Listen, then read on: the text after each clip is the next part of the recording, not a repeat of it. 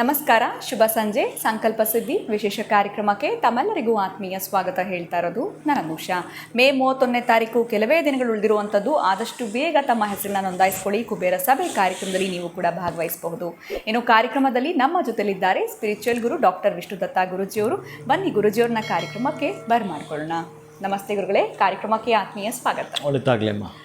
ಗುರುಗಳೇ, ಸಾಕಷ್ಟು ಜನ ಪೋಷಕರಿಗೆ ಈ ಒಂದು ರೀತಿಯಾಗಿರುವಂಥ ಅನುಭವಗಳಾಗಿರುತ್ತೆ. ಎಲ್ಲೋ ಒಂದು ಕಡೆ ಸ್ಕೂಲಲ್ಲಿ ಇದ್ದಾಗ ಅಥವಾ ಪ್ರೈಮರಿನಲ್ಲಿ, ಹೈಸ್ಕೂಲ್ನಲ್ಲಿ ಇದ್ದಾಗ ಮಕ್ಕಳು ಅವ್ರು ಹೇಳುವಂಥ ಮಾತು ಕೇಳ್ತಿರ್ತಾರೆ, ಒಳ್ಳೆ ರೀತಿಯಲ್ಲೇ ಇರ್ತಾರೆ. ಇನ್ನು ಕಾಲೇಜ್ ಲೈಫ್ ಅಂತ ಶುರುವಾಗಿದ್ದ ತಕ್ಷಣ ಈ ಒಂದು ರೀತಿಯಾಗಿರುವಂಥ ಲವ್ ಅಫೇರ್ಸು ಇದಕ್ಕೆ ಒಳಗಾಗ್ತಾರೆ. ಫ್ರೆಂಡ್ಸ್ಗಳ ಸಹವಾಸ ಇರಬಹುದು, ಅಥವಾ ಅವರ ಒಂದು ಟೈಮೇ ಆಗ ಚೇಂಜ್ ಆಗಿಬಿಡುತ್ತೋ ಗೊತ್ತಿಲ್ಲ. ನಾವು ಕೆಲವ್ರನ್ನ ನೋಡಿರ್ತೀವಿ, ಎಷ್ಟು ಒಳ್ಳೆ ವಿದ್ಯಾರ್ಥಿಯಾಗಿದ್ದು ಅಥವಾ ಎಷ್ಟು ಒಳ್ಳೆ ಮಗು, ಈಗ ಹೆಂಗೆ ಕಾಲೇಜ್ ಲೈಫ್ ಹೋಗಿದ ತಕ್ಷಣ ಚೇಂಜ್ ಆಗುವಂಥದ್ದು, ಅಥವಾ ಹೈಸ್ಕೂಲಿಂದ ಎಲ್ಲೊಂದು ಕಡೆ ಪ್ರೈಮರಿಯಿಂದ ಹೈಸ್ಕೂಲಿಗೆ ಬಂದ ತಕ್ಷಣವೂ ಕೂಡ ಸಾಕಷ್ಟು ಬದಲಾವಣೆಗಳಾಗುತ್ತೆ ಮಕ್ಕಳಲ್ಲಿ ಅಂತ ಹೇಳ್ಬೋದು. ಈ ರೀತಿ ಆಗೋದಕ್ಕೆ ಗ್ರಹಗತಿಗಳ ಕಾರಣ ಇರುತ್ತಾ, ಅಥವಾ ತಂದೆ ತಾಯಿ ಏನು ಮಾಡಲೇಬೇಕಾಗತ್ತೆ, ಎಲ್ಲೋ ಒಂದು ಕಡೆ ಒಂದು ಎಚ್ಚರಿಕೆ ಅನ್ನುವಂಥದ್ದು ಯಾವಾಗ ತಗೊಳ್ಬೇಕಾಗತ್ತೆ ಪೋಷಕರು, ಈ ರೀತಿ ಲವ್ನಲ್ಲಿ ಬೀಳಬಾರ್ದು ಮಕ್ಕಳು ಅಂತಂದರೆ ಏನು ಹೇಳ್ತೀರಾ ಗುರುಗಳೇ? ಓಂ ವಿಶ್ವಸ್ಮೈ ನಮಃ. ಒಟ್ಟಾರೆ ಪ್ರೇಮಾಂಕುರವಾಗಿದೆ. ಆ ಮಗುವಿನಲ್ಲಿ ಅಂಕುರ ಬೆಳೆದಿದೆ, ಇನ್ನೊಬ್ಬರ ಮೇಲೆ ಪ್ರೇಮವಾಗಿದೆ. ಅದು ನಾನು ಯಾವಾಗಲೂ ಒಂದು ಬಾರಿ ಹೇಳಿದ್ದೆ, ಅದೊಂದು ಅಟ್ರಾಕ್ಷನ್ ನಿಮಗೆ. ಬಹುಶಃ ಅವನಿಗೆ ನಿಮ್ಮ ಮೇಲೂ ಇಲ್ಲ, ನಿಮಗೆ ಅವನ ಮೇಲಿಲ್ಲ. ಆ ಏಜ್ ಅಂತ ಕೆಲಸ ಮಾಡಿಬಿಡುತ್ತೆ. ಆ ಏಜೇ ಅಂಥದ್ದು ಬಡ್ಡಿ ಮಗಂದು ಹಾಗೆ ಮಾಡಿಸುತ್ತೆ. ನೀವು ಅದರಿಂದ ಹೊರಗೆ ಬರಲಿಕ್ಕೆ ತಂದೆ ತಾಯಿಗಳ ಪಡಿಪಾಟ್ಲು ಹೇಳುತ್ತಿರೋದು, ಮನೆಯಲ್ಲಿ ಎಂಥದ್ದು ಆ ಮಗು ಆರಾಟ ಚೀರಾಟ, ನಾನು ಅದ್ದದ್ದಲ್ಲ ಇಂಥದ್ದಲ್ಲ ಹೂ ಅಂತ ಊಟ ಬಿಡೋದು ಮತ್ತೆ ನೊಂದ್ಕೊಳ್ಳೋದು, ಇದನ್ನು ನೋಡೋಕ್ಕಾಗಲ್ಲ. ತಂದೆ ತಾಯಿಗಳು ಏನೇನೇನೋ ನಾಟಕ ಮಾಡುತ್ತೆ ಆ ಮಗು. ಒಟ್ಟಾರೆಯಾಗಿ ಆ ತಂದೆ ತಾಯಿಗಳಿಗೆ ಅನುಮಾನ ಬಂದಿರುತ್ತೆ, ಇನ್ಯಾರೋ ಹೇಳಿರ್ತಾರೆ. ಮನೆಯಲ್ಲಿ ಅವರ ನಡವಳಿಕೆಯ ನರ್ತನೆಗಳೇ ಆಗಿರುತ್ತವೆ. ಇನ್ನು ನಿಮ್ಮ ತಿಳಿವಳಿಕೆ ಎಷ್ಟಿರುತ್ತೋ, ನಿಮ್ಮ ನಾಲೆಡ್ಜ್ ಏನಿದೆಯೋ ಅದೇ ದೊಡ್ಡದು ಅಂದ್ಕೊಂಡಿದ್ದೀರಿ. ನಿಮ್ಮ ತಂದೆ ತಾಯಿಗಳ ಅನುಭವ ಇತ್ತಲ್ಲ, ಅದಕ್ಕೆ ಈಕ್ವಲ್ ಆಗಲ್ಲ. ನೀವು IAS ಆದರೂ ಕೂಡ ಅಂಥ ಅನುಭವ ಇರುತ್ತೆ ಅವರಿಗೆ. ಅದಕ್ಕೆ ಅವ್ರ ಮುಂದೆ ನೀವೇನೇನೋ ನಾಟಕ ಆಡಲಿಕ್ಕೆ ಹೋಗಬಾರ್ದು ಮಕ್ಕಳು.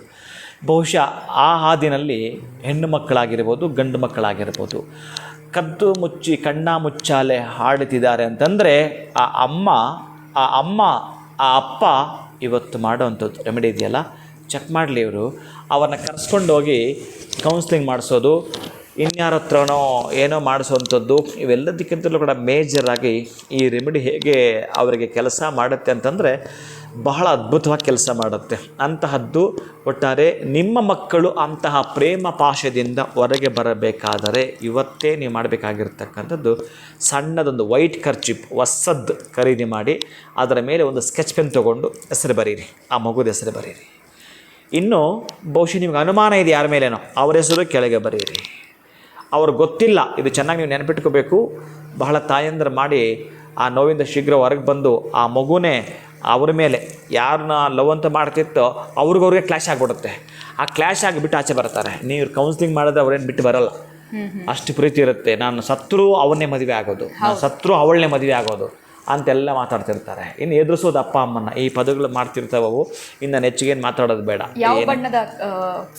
ಏನೇ ಯಾವುದಾದ್ರೂ ಸರಿನೇ ಒಂದು ಸ್ಕೆಚ್ ಪೆನ್ ತೊಗೊಂಡು ಚೆನ್ನಾಗಿ ಕಾಣುವಂಥದ್ದು, ರೆಡ್ ಆಗ್ಬೋದು, ಬ್ಲೂ ಆಗ್ಬೋದು, ಗ್ರೀನ್ ಆಗ್ಬೋದು, ಯಾವುದೊಂದು ಸ್ಕೆಚ್ ಪೆನ್ ತೊಗೊಂಡು ಇಬ್ಬರ ಹೆಸರನ್ನು ಮೇಲೆ, ಒಟ್ಟು ನಮ್ಮ ಮಗು ಹೆಸರನ್ನು ಮೇಲೆ ಬರೆದು ಬಿಡಬೇಕು. ಬಹುಶಃ ಅವನು ಯಾರೋ ಗೊತ್ತಿಲ್ಲ, ಎಂತ ಮಾಡಲಿಕ್ಕೆ ಸಾಧ್ಯ ಇಲ್ಲ. ಆವಾಗ ಆ ಹೆಸರು ಬಿಟ್ಟು ನಿಮ್ಮ ಮಗುವಿನ ಹೆಸರು ಕೆಳಗಡೆ ಒರ್ಜಿನಲ್ಲಾಗಿ ಕೇಳಿಸ್ಕೋಬೇಕು ನೀವು. ಕರೆಕ್ಟಾಗಿ ಆ ಮಗುವಿನ ತೂಕ ಗೊತ್ತಿರಬೇಕು ಎಷ್ಟು ಅಂಥೇಳಿ, ಮತ್ತು ಆ ಮಗುವಿನ ಏಜು ಅಪ್ಪ ಅಮ್ಮನಿಗೆ ಆಬ್ವಿಯಸ್ಲಿ ಗೊತ್ತಿರುತ್ತದು. ಇವೆರಡನ್ನೂ ಕೂಡ ಕೂಡಿದ್ರೆ ಎಷ್ಟು ಬರ್ತಕ್ಕಂಥದ್ದು, ಒಂದು 25, ಒಂದು 60 kg ಅಂದ್ಕೊಂಡ್ರೆ ಅಷ್ಟು ಬರ್ತಲ್ಲ, ಅಷ್ಟು ಇಂಟು ಮಾರ್ಕ್ಗಳನ್ನು ಹಾಕಬೇಕು. ಸುತ್ತು ಇಂಟು ಮಾರ್ಕ್ಗಳು ಹಾಕ್ಕೊಡ್ಬೇಕು. ಆ ಮಗುವಿನ ಹೆಸರು ಸುತ್ತು ಅಷ್ಟು ಏಜು ನೀವು ಪ್ಲಸ್ ಆ ತೂಕವನ್ನು ಕೂಡಿಸೋದು, ಎಷ್ಟು ಬರ್ತಾವೆ ಅಷ್ಟು ಇಂಟು ಮಾರ್ಕ್ಗಳ ಸ್ಕೆಚ್ ಪೆನ್ನಲ್ಲೇ ಆಗ್ತಕ್ಕಂಥದ್ದು ಇಷ್ಟನ್ನು ಆಗ್ತಕ್ಕಂತಹದ್ದು. ಹೀಗೆ ನೀವು ಮಾಡ್ತೀರಿ. ಒಂದು ಖರ್ಚಿನ ಮೇಲೆ 1000 ಮೈಲುಗಳಿಂದ ಕೆಳಗೆ ಬಿದ್ದರೆ ಸಿಡಿಯದ ಸಾಸಿವೆ, 1000 ಮೈಲುಗಳಿಂದ ಕೆಳಗೆ ಬಿದ್ದರೂ ಸಿಡಿಯದ ಸಾಸಿವೆ ನೀವು ಬಾಂಡ್ಲಿಗೆ ಹಾಕಿದ ಕೂಡಲೇ ಪಟ್ ಅಂತ ಸಿಡಿಯುತ್ತೆ. ಅದು ಸಾಸಿವೆ ಕೆಪಾಸಿಟಿ. ನೀವು ಬಾಂಡ್ಲಿಗೆ ಹಾಕಿದ್ರೆ ಸಾಕು ಸಿಡಿದು ಬಿಡುತ್ತೆ. ಮೇಲಿಂದ ಎಷ್ಟು ದೂರದಿಂದ ಬೆಳೆಸಿ ಅದೇನು ಸಿಡಿಯಲ್ಲ, ಎಂತ ಇಲ್ಲ ಸಾಸಿವೆ. ಅಂಥ ಸಾಸಿವೆ ನೀವು ಅಡುಗೆಗೆ ಬಳಸ್ತೀರಲ್ಲ, ಆ ಸಾಸಿವೆನೇ ಇದಕ್ಕೆ ಹಾಕ್ತೀರಿ.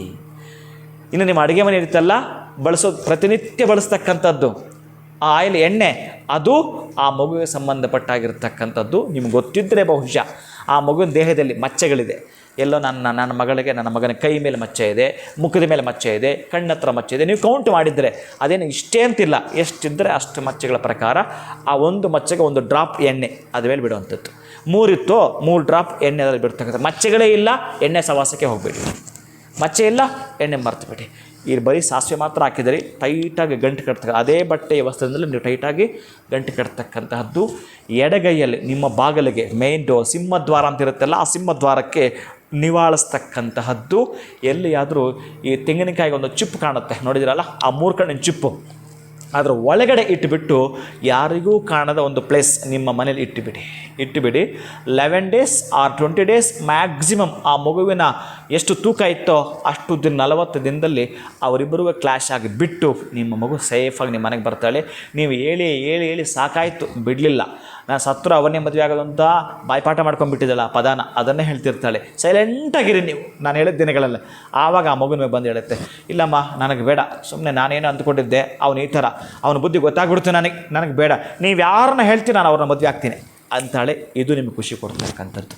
ನೀವೆಲ್ಲೆಲ್ಲೋ ಏನೇನೋ ಮಾಡಿಸಿದ್ರಲ್ಲ, ಕಳ್ಕೊಂಡ್ರಲ್ಲ, ಇಲ್ಲಿ ನೋಡಿ ಚಮತ್ಕಾರ ಆಗ್ತಕ್ಕಂಥದ್ದನ್ನು ನಿಮ್ಮ ಮನಸ್ಸಿಗೆ ಆಗ್ತಕ್ಕ ಖುಷಿನೇ ಬೇರೆ ಇರುತ್ತೆ. ಈ ಪದ್ಧತಿಯನ್ನು ಅಳವಡಿಸ್ತೀರಿ, ನಿಮ್ಮ ಮಕ್ಕಳ ಭವ್ಯ ಬದುಕನ್ನು ನೀವೇ ಕಟ್ಕೊಡ್ತೀರಿ. ಖಂಡಿತ ಎಲ್ಲೋ ಒಂದು ಕಡೆ ಈ ಲವ್ನಲ್ಲಿ ಬಿದ್ದಿರೋವಂಥ ಮಕ್ಕಳ ಒಂದು ಪರಿಸ್ಥಿತಿ ಪೋಷಕರಿಗೆ ಸಾಕಷ್ಟು ಎಕ್ಸ್ಪೀರಿಯನ್ಸ್ ಇರುತ್ತೆ ಅಂತ ಹೇಳ್ಬೋದು. ಸೊ ಸಿಂಪಲ್ಲಾಗಿ ಒಂದು ರೆಮಿಡಿಯನ್ನು ತಿಳಿಸ್ಕೊಟ್ಟಿದ್ದೀರಾ ಗುರುಗಳೇ, ಆದರೆ ಸಾಕಷ್ಟು ಮಿರಾಕಲ್ಸ್ ಆಗುತ್ತೆ ಈ ಒಂದು ರೆಮಿಡಿ ಮಾಡೋದ್ರಿಂದ ಅಂತ ತಿಳಿಸಿದ್ದೀರಾ. ಬಹಳ ಧನ್ಯವಾದಗಳು ತಮಗೆ. ನಮಸ್ಕಾರ. ಹರೇ ಶ್ರೀನಿವಾಸ. ಇದೇ ರೀತಿ ಪ್ರತಿಯೊಂದು ವಿಡಿಯೋಸ್ನಲ್ಲಿ ಕೂಡ ನಮಗೆ ಉತ್ತಮವಾಗಿರುವಂಥ ವಿಚಾರ, ಅದ್ಭುತವಾಗಿರುವಂಥ ರೆಮಿಡೀಸ್ನ ಗುರುಗಳು ತಿಳಿಸ್ಕೊಡ್ತಾ ಬಂದಿದ್ದಾರೆ. ನಮ್ಮ ಇವತ್ತಿನ ವಿಡಿಯೋ ತಮ್ಮೆಲ್ಲರಿಗೂ ಇಷ್ಟ ಆಗಿದೆ ಅಂತ ಭಾವಿಸ್ತಾ ಮುಂದಿನ ಸಂಚಿಕೆಯಲ್ಲಿ ನಾನು ನಿಮ್ಮನ್ನು ಭೇಟಿ ಮಾಡ್ತೀನಿ. ನಮಸ್ಕಾರ.